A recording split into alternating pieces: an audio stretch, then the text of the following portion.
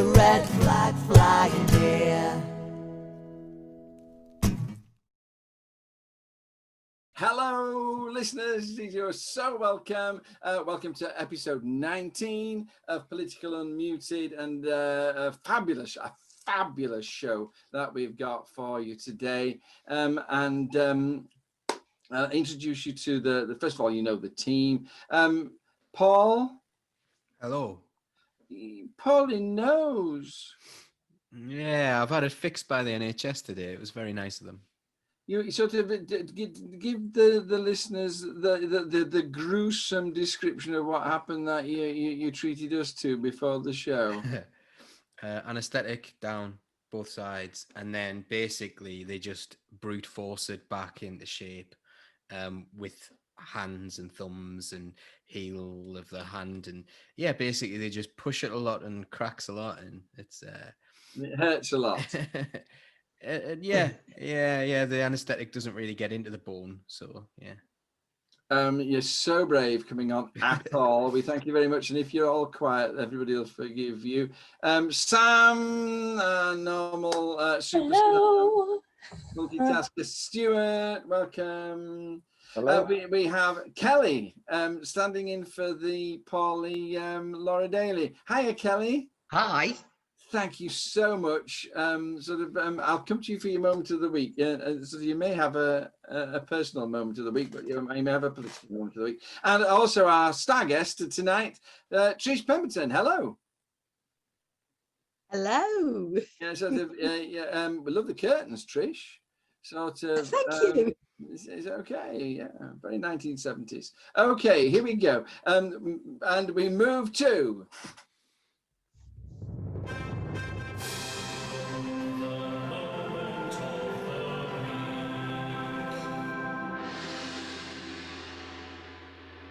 Moment of the week.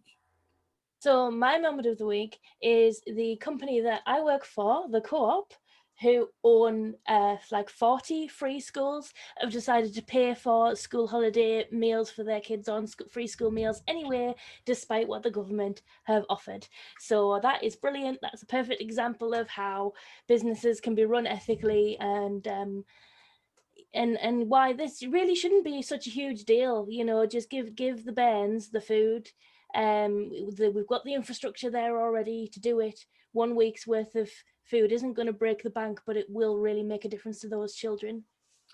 And shame on Boris Johnson in his answer to Marcus Rashford, and really, in this country, that children are going hungry. It's outrageous. Kelly, now, moment of the week. We may be very excited, everybody, or it may just be I finally got offered a job. Hey! That's what we wanted to hear. After I counted them up, after I think it was 60 applications I've put in the last couple of months. I've only been officially unemployed since the 31st of August, so I haven't really done that badly, but I have non-stop grafted it looking for one.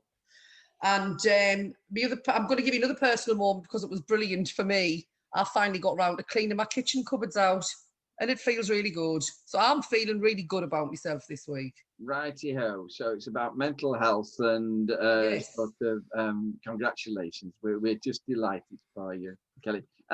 Stuart, moment of the week? Very similar to what Sam's been saying. Nadim Sahawi, he'd said that parents like to pay for their school meals. They like to pay a modest sum, and it was about making them feel good. So he turned down the Marcus Rashford play. But I'll remind everybody that this man once let the public purse pay for his horses to be heated. Right. Well, horses are so much more important than children. Sam, what were you going to say there? Sam, you made a comment? Yeah, I was just pointing out that I do not enjoy paying for school meals at all. So just in case Nadim is listening, just to correct your opinions there. Does anyone enjoy paying for anything? I don't like spending money personally, but ever. I mean, it's what you spend it on, and there you go. Anyway, sort of. I do think there's an issue there. So I said we wouldn't talk very long about this. We've run out of time already. But the fact is, I do think there's an issue there, Stuart, in as much as free school meals have got to be done very sensitively. And sort of it must be done in a way that sort of the people who are receiving the free school meals do not feel like the poor relations of the school. And sort of to that extent, when I was a teacher, I came across an awful lot of children who didn't claim free school meals, even though they had a right to them, simply because their parents didn't want to stand up and say, we are in a situation where we need free school meals. So there's an issue there, but it's very difficult to say that people, poor people enjoy paying for the free school meals because it makes them feel like they're looking after their children. Paul, there's a way to fix that. Sorry, Stuart. There is a way to fix that, and that's just to make school meals free for everyone. Yeah. Or to give people a universal income which is fit to live on. Paul. Yeah, my moment of the week was an interview I did with Musa. It was actually a moment of last week, but it was released on Sunday. Musa Ascari is such a really lovely person to speak to. And we spoke about spiritualism within socialism and things like that. I'd really recommend the video. It's a nice one, It was really, really positive and really nice. And also... Sorry, Paul. I was going to say, all these videos are on Socialist Think Tank, aren't they? On the YouTube channel, yeah. So there's loads of them, and they're long.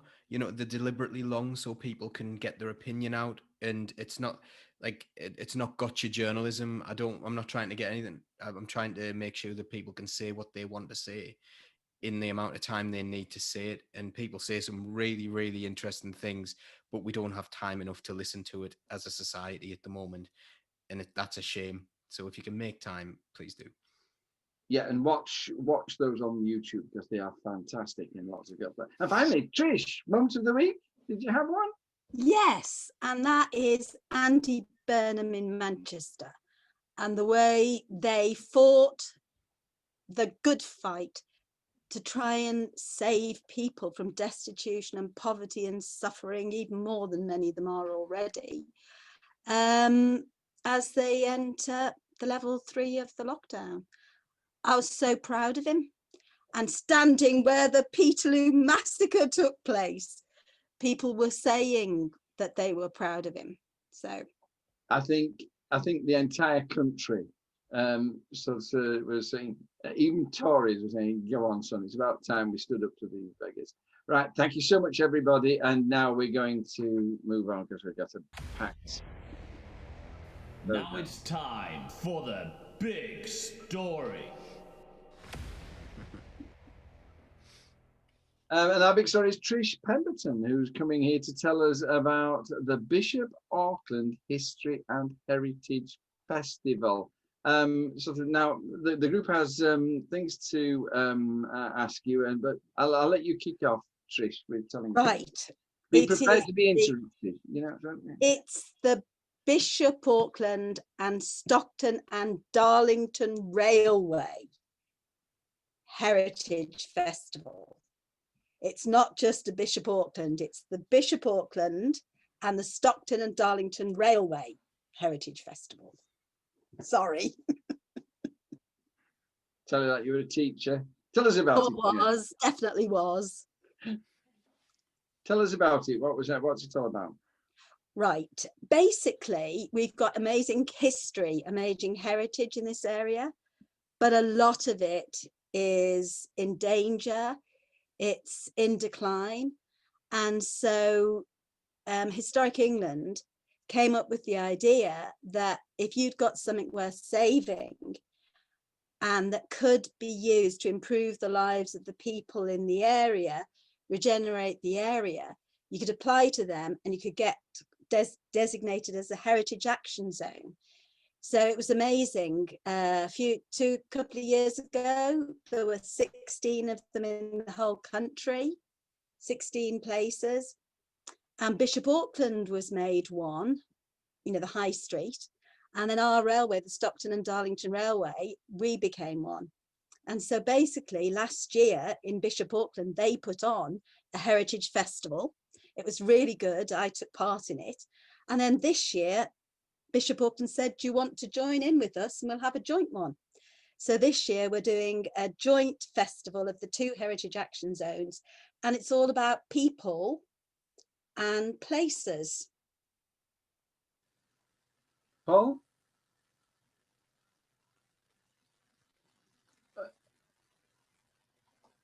One of the things I was that when I was reading through what was going on is like, Yeah, how much of Northeast history do you think has been lost? Because we have a lot of heritage here, a lot of history here. So how much do you think we've lost over the years by not celebrating it in the way that you're trying to do at the moment? my guess is a hell of a lot, you know. 50 years ago, they had a huge celebration for the Stockton and Darlington Railway. And in the last 50 years, a lot of what existed back then has disappeared. So I think the quick answer is loads. But we're at that point now. I think attitudes have changed, and they realise how important it is to people, to people's mental health and all those kind of things. So, yes, we've lost a lot, but we're saving a lot. Sam? Yeah, I mean, from my point of view, obviously, I live in Shildon, as Yes. everyone knows. Because the last bit of our railway heritage being like an actionable thing was the works that got shut down in the 80s.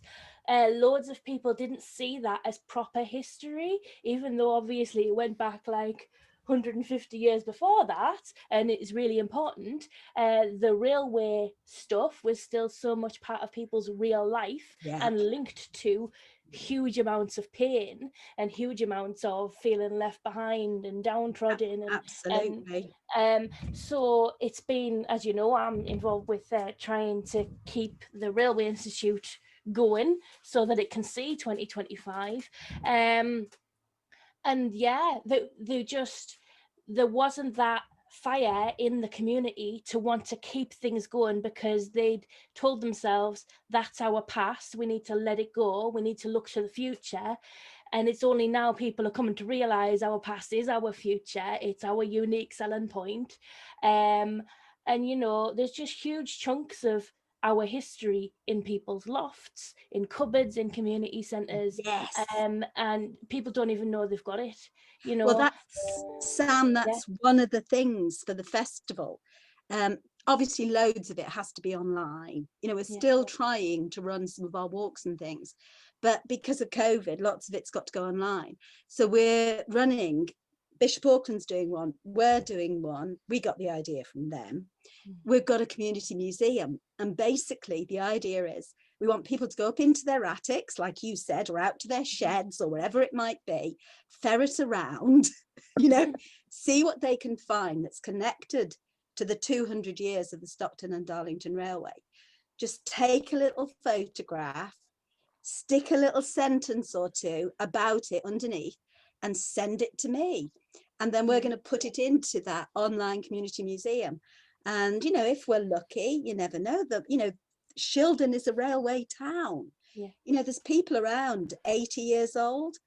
They might have something in their attic that's amazing and we know nothing about. So that's one of the things we're trying to do, is to get people to look and see what they've got. And I suppose it's about inspiration, really. But I couldn't agree more with what you said, Sam. And have a look in the video. There's a video we've made called Working Along the Line, which is about the groups that are working along the line.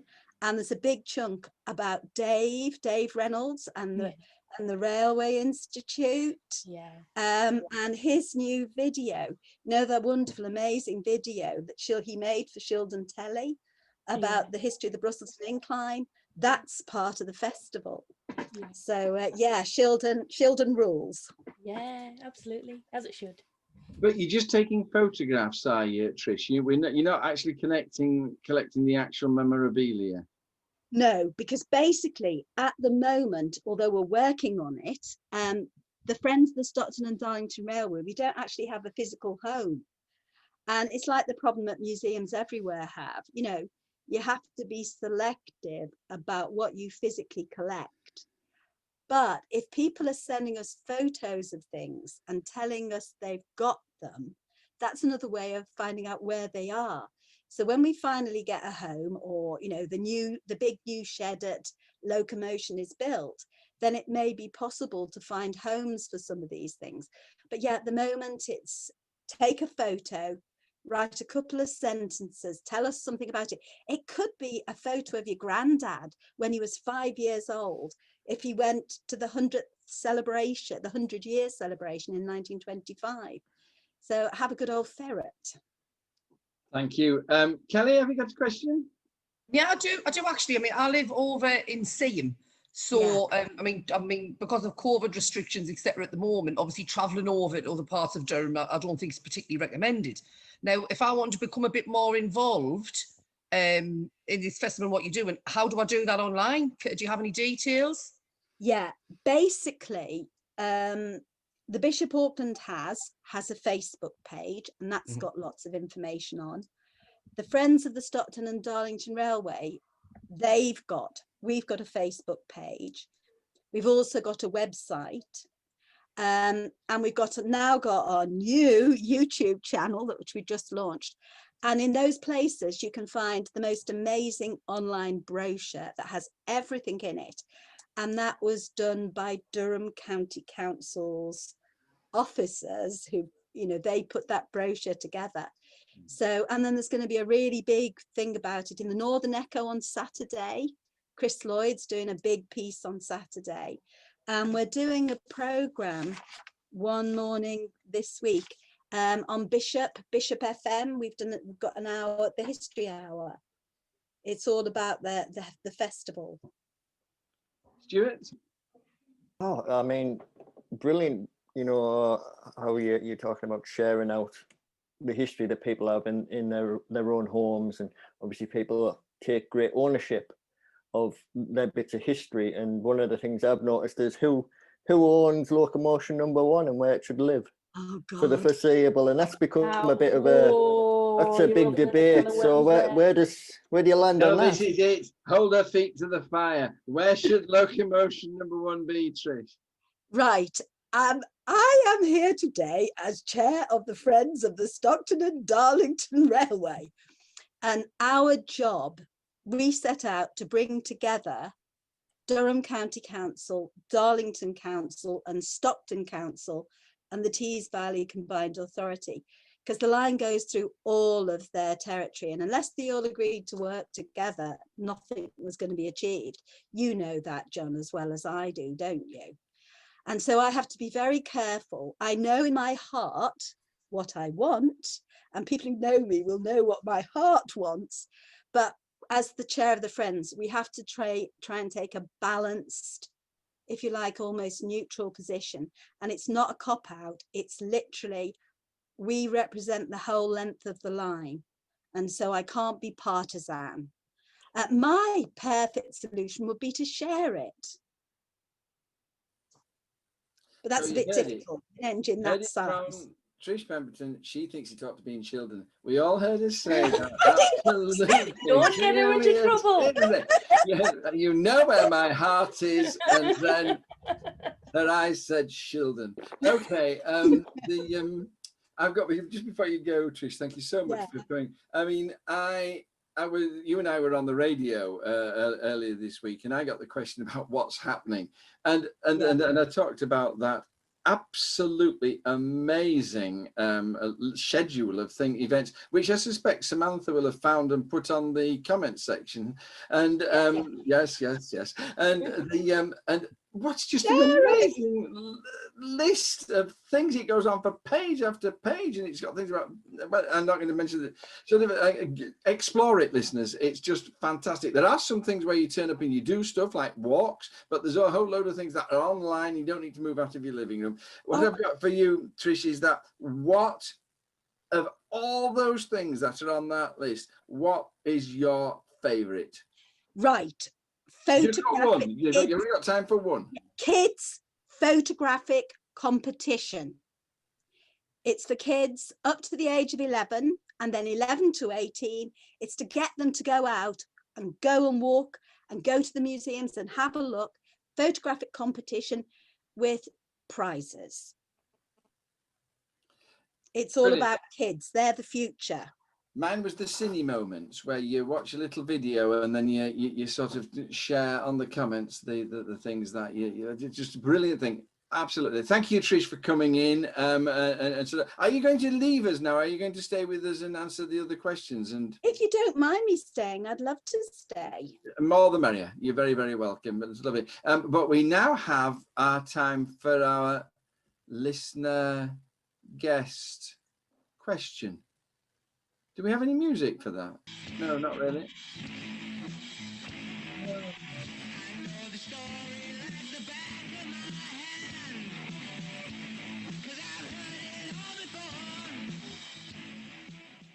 Sort of a bit frightening for listener guests, that we'll have to have something more soothing and encouraging.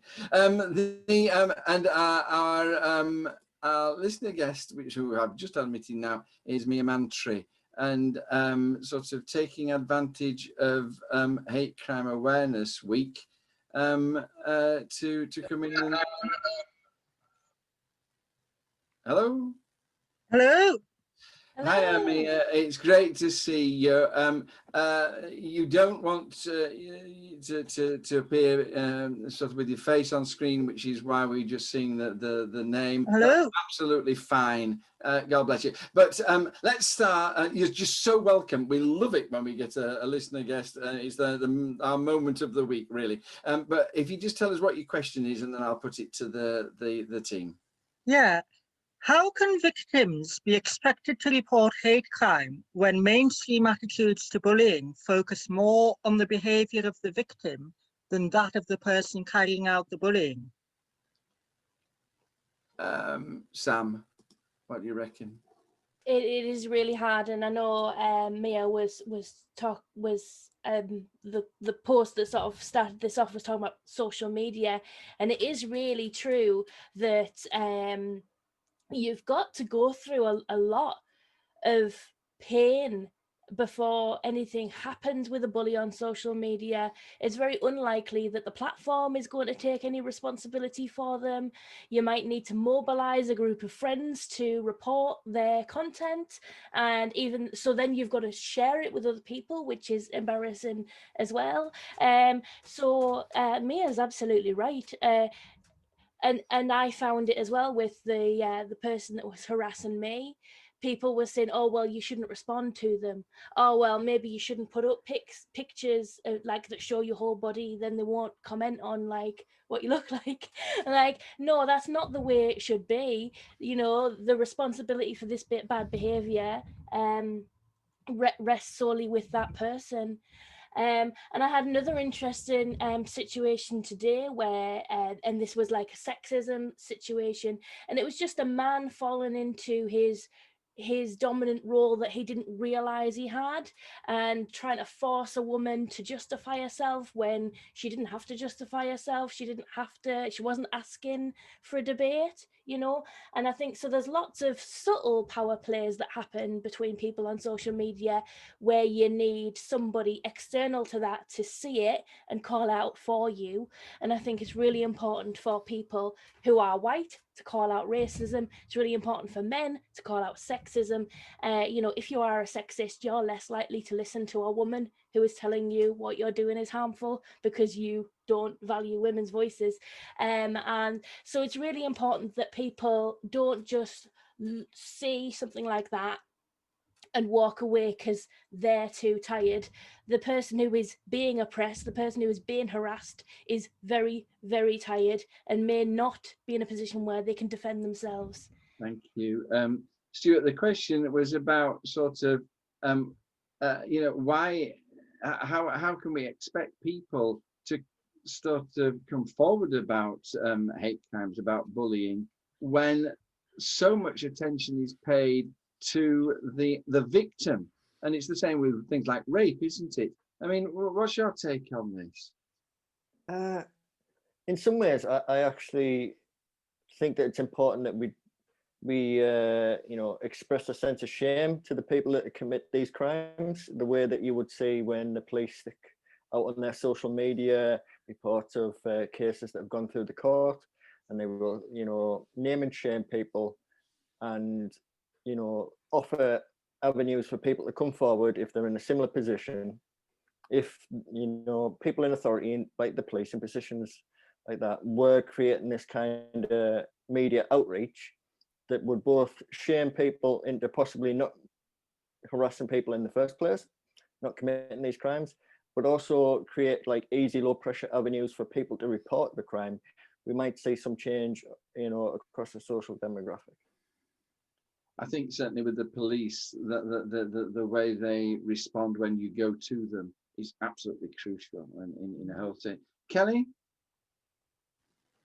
I think a lot of the answers lie in early years, in early years education. I know when I was young, it was always, you were told, oh, just ignore them, or they're doing it for attention. You know, it's because they're jealous. It's things like that. I think that rhetoric needs to change. And I think there's still a lot of it goes on in 2020. I'd like to think that it didn't, but I have a feeling that it does. And I think it starts from when we're very young. I think it is changing a little bit, but there was too much of that. And I think there still is a little bit too much of that. And it's a thing that gets ingrained into your mind, even as an adult. Oh, we just ignore them. I think I've probably done it myself. I'll just ignore them, man. They're just idiots. I'm not bothered. It's like water off a duck's back. I'm very thick-skinned. You come up with these things. And I think I come up with these things because it was sort of shoved into your brain as a child. You're and I think that's where it needs to happen. You're a teacher, aren't you, Kelly? I mean, do you find that there is a tendency for teachers to get exasperated with bullied children because they're continually coming to you with stories about how they're bullied? And do you not sense that some teachers get a sort of almost get annoyed with the bullied child for continuing to go on about it, and the way the schools deal with bullying? Is that not appalling in many cases? Sort of just logging it and failing to actually stop the bullies, saying, well, we need to understand them. I most certainly think that is an issue, and I know a lot of it. I don't think a lot of that comes from ignorance or apathy. I think sometimes it just comes from exhaustion. You know, if it does, I know that's, you know, it's not a cop out. I'm not making, that's not an excuse. That is the way it is. You know, it's a very, very tiring job. It's a very mentally exhausting role. And I'd like to think I've never done it. I'm not going to say 100% I never did, but I know if I was at the end of a very, very long day and then you've got, you know, some little child, oh, Missy's picking on us for that. And I've no doubt just putting your head in your hands and saying, oh, for God's sake, just ignore them. They're just jealous of you, whatever. Yeah, I will sort that out tomorrow. I'll write that down. You know, I've got no doubt that there has been dismissive moments like that. It needs to change. And I think it does need to change from a very We're running out of time on this. Briefly, Trish and then Paul. Just very quickly, somehow you've got to create an environment in which people feel safe to come forward. It's about feeling safe. And that's really difficult because I know a lot of people, for example, with rape still, they don't feel safe coming forward. Right. So it's about safety and the right environment for people to be able to talk in. Have you any ideas of what that safe environment might involve, Trish? I think it involves really training people properly to be empathetic and understanding, to give them real skills. And I think often we don't give people the skills training they need. We just rely on them being able somehow to do it. And I think this, and I'm not criticizing the police because there's a hell of a lot of really good police out there. But I think quite often people just don't have the skills to be able to deal with people who I remember when I had sort of there were people coming to me with domestic violence situations, and I was horrified at the response of some of the police who talked to them. Yeah. Sort of basically regarding it as 50-50 tip and tap, and sort of, well, you enjoy it really, and I just thought, you know, God's sake. Paul, last word from the guest, and I'm going to ask Mia what she actually thinks of what we've said. What she thinks. I think for me the important thing is to listen and to show solidarity. Hate crimes occur because people are targeted because of who they are. So whether that's race, whether that's gender, whether that's sexual orientation, people are targeted because of who they are and the life that they live, not because of what they've done. And I think when people understand that and get their head around that, all people who understand that and think it's absolutely disgusting that someone suffers from racism, but then if they see something like transphobia as well, they should also feel the same when they're saying, you think that someone would do something because they are trans. You think someone would do something because they are black or because they are Muslim. And those things, we really need to be all calling this out and all sticking together. When people are identified because of who they are, we all need to stick together on this one and say that's unacceptable.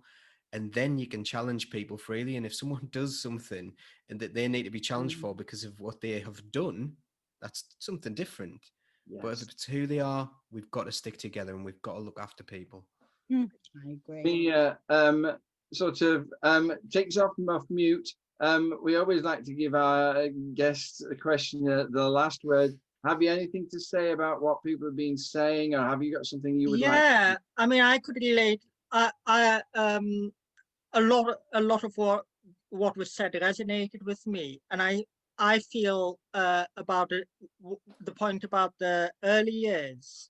I mean, I was bullied as a child at school, and a lot of people would say that I was bullied because I was different, because I didn't fit in, and all of that. So I then internalized it, and then when it happened as an adult on social media, I thought, oh, it must be because of what I'm doing.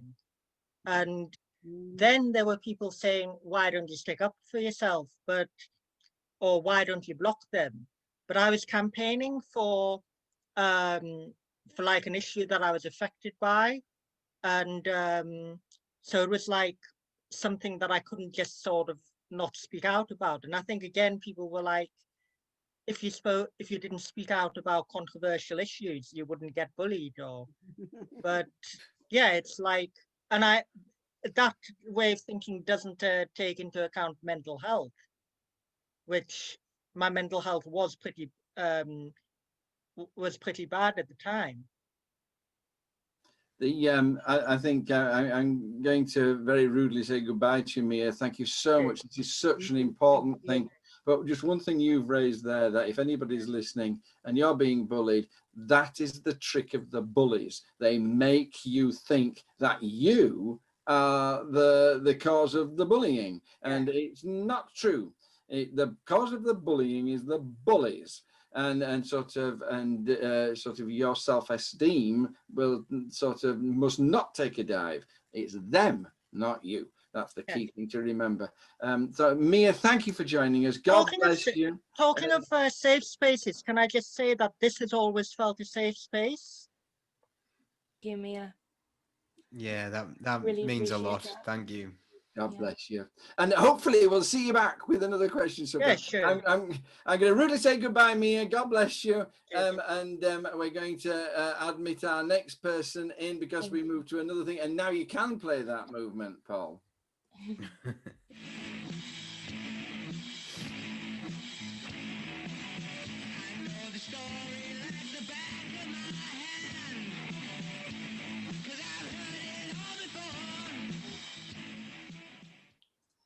I messed up, by the way, listeners, and sort of I brought in Samantha when I should have brought in Stuart, and sort of so now I'm going to bring Samantha again because when our first listener question was Dominic Cummings and his council tax, and so I brought Fraser Tinsley here, who is not only a county councillor and an expert on this particular subject, but also a firebrand of an activist about this subject. So Sam, off you go. Let's grill this chappie.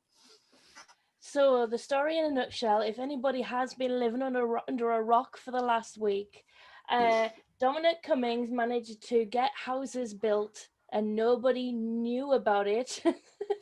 And it was so long ago, it was before Durham County Council even existed. So loads of people are like, Durham County Council, why aren't you doing anything?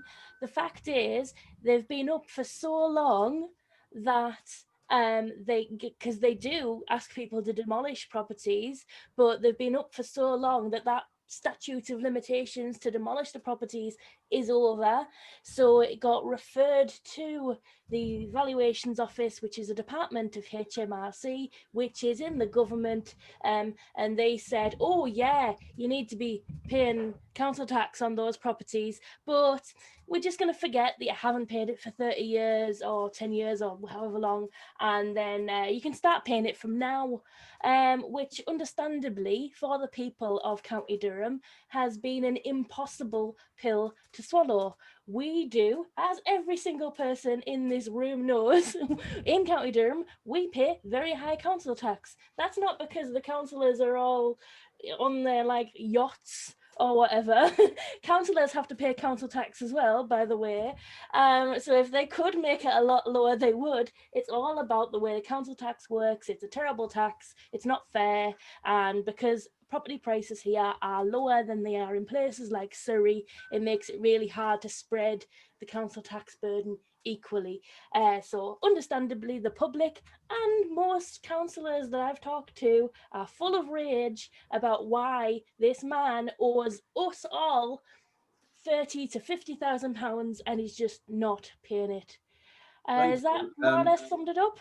Fraser, sort of, has she left you anything to say at all here? Sort of, what's your take on this? Well, first of all, hello everybody. Thanks for having us on, John. How are you doing, everyone? Okay, good. Yeah, well, where do you start with this? I suppose 2002 is a good place to start, because that's when we think that these properties or these dwellings appeared on this site in near Durham. Basically, it appears the Cummings family bought a property in around 1999, and at the time there was one house there. But this March, it emerged that there wasn't one property, there was potentially 3 properties there. One of which was a cottage where Dominic Cummings had decided to travel to from London during the lockdown period with his wife and children in the car, under the auspices of going there for childcare reasons. So that was later found in an investigation by Durham Police to have broken the rules of the lockdown that we had at the time. But they didn't decide to prosecute because it was deemed as minor. So that takes us into what was actually happening with the building. So it appears that at some point, likely 2002, Mr. Cummings and or his family have converted a farm building into a dwelling house, or this cottage that he went to stay at. He didn't get planning permission for that at the time. And it only emerged that there was a dwelling there this March when it was all over the press. And somebody actually looked into this and said, wait a minute, there shouldn't be a house there, there's only one council tax record there. So anyway, with this property, you refer to a statute of limitations. You're exactly right, Samantha. Under planning law, generally, you can only enforce, which would be to demolish a property or something like that, and either within 4 years of the offence, for want of a better word, being committed. In some instances, it's 10 years, but generally, in this instance, it would have likely been 4 years. So there's nothing that the county council could have done about that, because it was concealed for a period of time. Now, I know some people have said, how do we not know about it as a council? And you're right to mention that it went back not before Durham County Council reform, because Durham County Council go back a long time, but back until around 10 years ago, planning applications were dealt with by district councils, and it was Durham City Council who dealt with this at the time. But really it was a case that we as a local authority didn't know about it, because it's in a farm complex back from the road, hidden away. It's not something that was very obvious to people. Even from aerial footage, it wasn't obvious that it was a new dwelling, because it was a conversion of an old barn farm building as such. So really, that wasn't an issue. There were some issues around building control, which is still relevant in terms of regularising the works that were taking place there. But really, then it moved on to the council tax issue, because there's a property being there, dwelling since 2002. and there hasn't been council tax payment, and that's really serious. You know, we know exactly as you're saying that we've had cuts to Durham County Council services. Council tax is a very, very important element of our funding. It's not all of our funding. It's a very important element of our funding as an authority. And it appears that somebody, for want of a better word, may have evaded the payment of council tax over that period. And so what the County Council did is they referred the issue over to the Valuation Office, because people sometimes get confused about this. It's actually Durham County Council are the billing authority for council tax. We send the bills out on our headed paper, but we don't decide on the value of the property, what band it's in, or very important in this case, when council tax is due from. So the Valuation Office, they looked at this, and I think I think a lot of people, maybe with a moral conscience about things, thought, well, this should be backdated to when the house was built, because it's been a dwelling for 18 years, it appears. But that wasn't the decision of the Valuation Office. The Valuation Office decided that they were going to apply the council tax from now, basically. So it would appear that in normal circumstances, if there be a Band B property, what the define this would be, there would be between 30 and 50,000 euros owed, sorry, pounds owed, and that's the situation. So really, Durham County Council have been put in this issue where the Valuation Office have said the council tax liability is due from now, and so we have asked our officers to go back and look at this and see. Right, now hang on, Fraser, because I'm sort of, the other people will be desperate to come in with their questions. But before I let other people ask you their questions, I want to ask you, what are Durham County Council going to do about it? That's what people want to know, because they're blaming the County Council. So what is Durham County? What can Durham County Council do, and what are they going to do? Well, what Durham County Council can do, I think Simon Hennick came out, he was on the news today in the newspaper. We've asked our officers to go and tell us as councillors what we can do in terms of asking the Valuation Office to reconsider this decision. We think it's wrong. It's wrong on lots of levels. Morally, it's wrong. I think the fact that somebody should have got away with this, it's a situation where it appears that concealment pays. And that's not good. And we shouldn't have this situation. It's not fair, basically. It's just not fair. And so we've asked our officers to go away and advise us what we can do. Hopefully, what I want to see to come out of this, I'm sure you'd agree with me, John, is that we go back to the Valuation Office and say, will you reconsider this decision that you've made, and somehow find a way to charge this guy council tax for the dwelling that he's had the benefit of. What about the judicial review? A judicial review is an option. A judicial review is a situation where you can ask the law to look into a decision of anybody. In this instance, it would be the Valuation Office, which are part of Her Majesty's Customs and Revenue, HMRC. And they're able to do that. We could apply for leave to get a judicial review. We'll have to get some advice on that. Obviously, there's going to be a cost to do that, because you've got to get lawyers involved, and potentially it's barristers and people like this to do this. It's just more money. This isn't, we short on money. Everyone knows that. Everyone knows that, the cuts that we've experienced the last 10 years as an authority. But hopefully we can get to a situation where we get something back for this, because it's just not right, John. Thank you. Kelly. It's abhorrent. It's not just not right. It's absolutely abhorrent. I mean, I'm not going to go into many massive details. I'm just going to tell you one little anecdote. I worked with a girl many years ago, and through a quite an innocent mistake, she ended up in a council tax debt back in the 90s. An innocent mistake. She did 12 weeks jail for that innocent mistake, by the way. You know, it completely changed her life. You know, by the by. And I know you mentioned that a cost with a judicial review. Well, you know, I'm going to go all possibly completely unsensible here for a second, but how about we just take all the people in County Durham who are currently in council tax arrears, let them off and use that money to pay for the judicial review? Because if he can get away with it, why can't others get away with it? It is abhorrent, absolutely abhorrent, and it makes me seethe to my very bones. Yeah. No, I you're don't know right. why one human should be treated differently from another human. It's awful.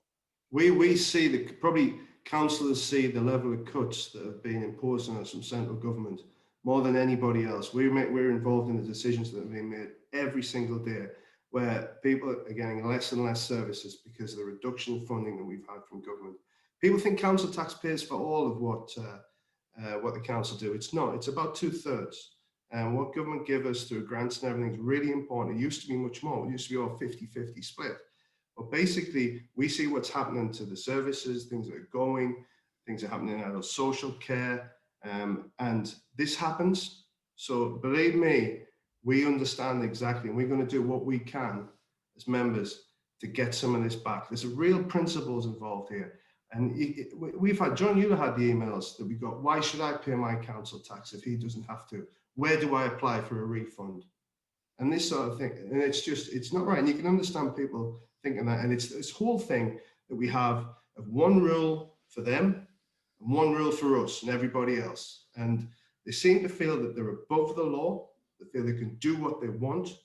And that's not right. It seems. Fraser, what about the chap who says that it's just an intentional smokescreen by the government to take our eye off the chaos of their coronavirus response, and that really it's a kind of a sideshow of an issue that the government is allowing to become centre stage because they know he's untouchable. We're never going to win, and in the meantime, everybody's getting righteously angry about him, and the government then gets away with a whole load of other stuff that they shouldn't be to be getting away with.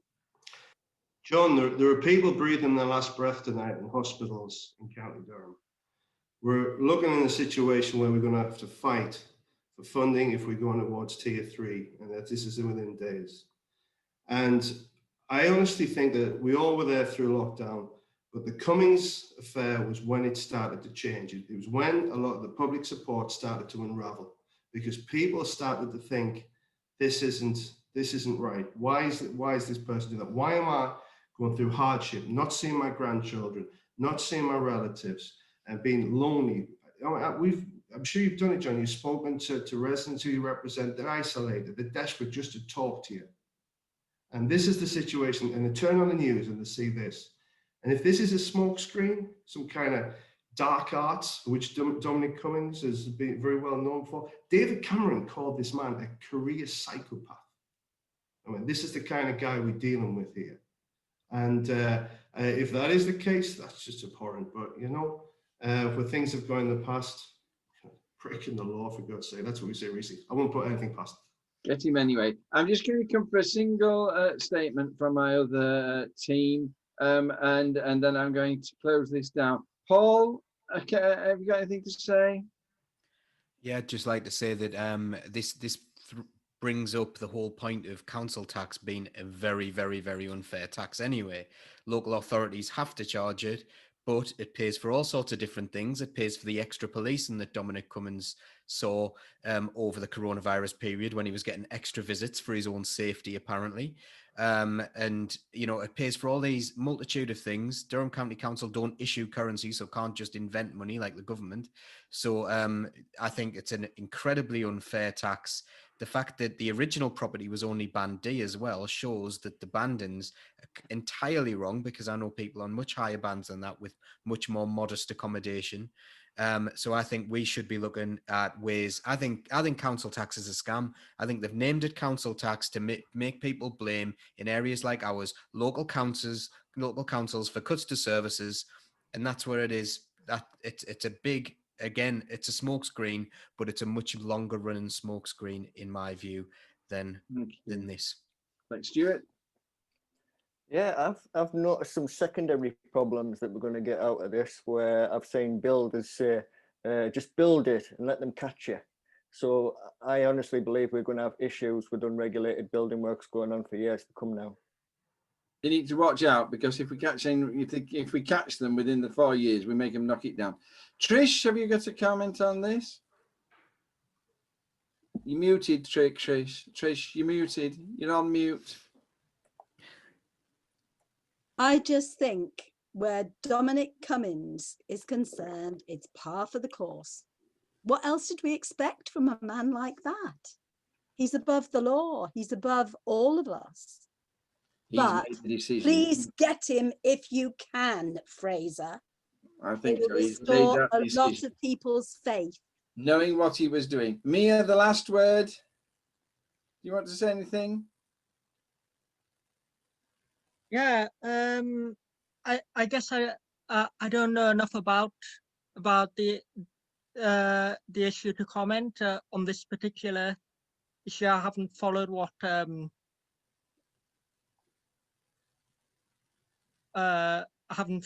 was being said. I got a phone call, so. Oh, Okay. Don't worry. We've caught you out, Mia. Okay. And finally, Fraser, you finish us off briefly, please, and we'll say thank you very much for your expertise. Yeah, I just hope we can do something about this, John. It's just ridiculous, really, isn't it? I mean, we've seen all the things that are happening around us, and this guy thinks he can do that. You should pay what you due, and if you had a house there for 18 years, the least thing you do is pay your council tax.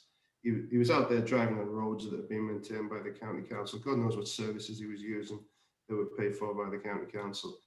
And that's it. What sums it for me? I think there's one road for them and one road for us and everybody else.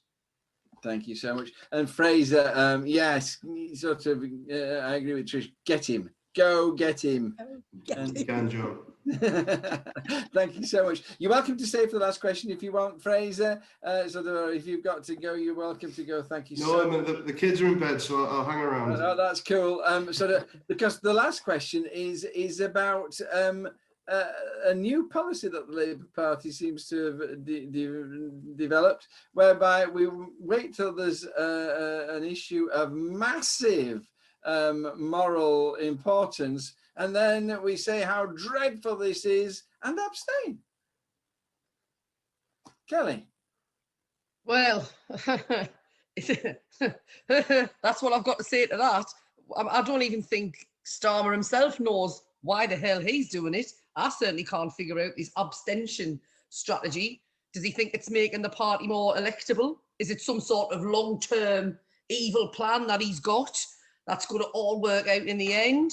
Or is it what I think? It's just a lack of leadership, and he doesn't seem to have much of a backbone at times. It's bizarre, and certainly not what I want from a party that I'm a member of. It's perplexing, shall we say? It's an enigma wrapped in a mystery. I don't know how you spell that word, but I think that's the perfect word to describe how I feel about it. Yeah, that's it. Paul, sort of analyse this for us. I think this is a tactic that it's very reminiscent of 2010 to 2015 under Ed Miliband, where they decided that what they would do is they would look like they didn't want, even if they opposed something, they didn't want to look like they opposed it, because they knew the Tories were going to come in and say, oh, look at you, you're opposing this thing and you're wrong. And I think like this tactic was done by the Cameron government, Cameron, when he was in opposition. They went along with everything that Labour said. And then when something went wrong, a disaster, the 2008 financial crisis, they then said, oh, we didn't agree with you. We think this is awful. So I think it's, for me, again, I spoke about it last week, it's signposts and weather vanes. I'd always be a signpost. I'd say go for what you believe in and have the courage of your convictions.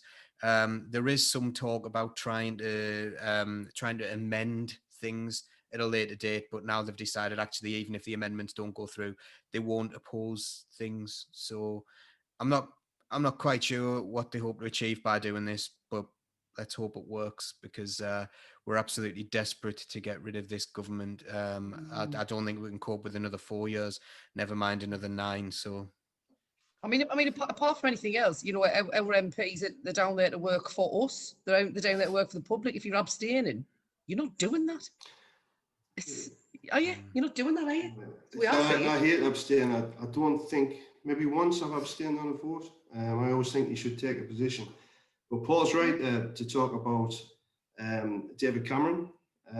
We've got to remember, when we go into the next general election, there's at least 80% of the mainstream media are going to be against us. So what's going to happen? Anything that they can pin on us, they're going to pin on us, and they're going to look back on our voting record and they'll say untruths and anything to have a go at us. But what it does, what I think is happening here, I'm 100% sure, I don't know this, that they're trying to create space to talk about the things that we want to talk about going towards the election, rather than a situation whereby everything is being dictated by the Tory party through their mates in the press, trying to pin things on us in the past. And I agree, it's difficult. It's difficult for people like us who are principled and really have moral beliefs about things. But sometimes you've got to pick your battles. And I think there's times that you go in things and times that there isn't. And we're a long way from 2024, and it's about developing a strategy to get there. That's the way I think it is. I don't know that. I'm going to bring in Sam in a little while, and I'm sorry, Sam, but I can't not reply to that. What he's doing is he is putting forward a series of amendments. So this isn't to save time. The Labour Party is coming forward and saying, well, we'd amend it in this way and this way and this way and this way. And they're taking each one of those through to a vote, and they're discussing it and debating it. And then they're losing all those votes because the Tories are whipped. And then having lost all those votes, which sort of basically was saying, well, this is unsatisfactory. And to make it satisfactory, we would need these amendments. Having thus proved that the Tories will not amend it to make it satisfactory, they then abstain. And that's not saving time either. Why not just go out of and vote against it? It makes no sense. We've opposed every aspect of it. We've proposed amendments to every aspect of it, and it seems to make no sense. And I'm looking for some kind of sense behind that nonsensical thing. Sam, have you got any ideas? So I think I know what he's doing. I mean, I don't know who I think I am trying to think. I know what Sir Keir Starmer is doing, of course, but because we got this as soon as his leadership came in, didn't we? This whole idea that we weren't going to have policies because we're too far away from an election, so we'd be counting our chickens before they're hatched, and so. And he's going along this we're not going to vote against it because, that's laying too hard a line down in the sand that is going to come back and bite us later. And I think particularly these bills about the covert human intelligence sources and overseas operations, I mean, those are the types of things that the public were very adamant that we were anti-forces and anti-police in the last election, which we know is rubbish. But we know those things can be used against us. Now, I don't think that's right. But one of the reasons I don't think that's right is because I think when we come into the next election, the thing that is going to win back seats like Sedgefield and seats like Bishop Auckland is coming across as genuine and principled. And that's one thing we can hold against our current Tory MPs who are talking the talk and then going into the House of Commons and voting for whatever they get told to vote for, and that's our big weapon against them over the next 4 years. Deanna had a thing in the paper. I've been told not to call her Deanna.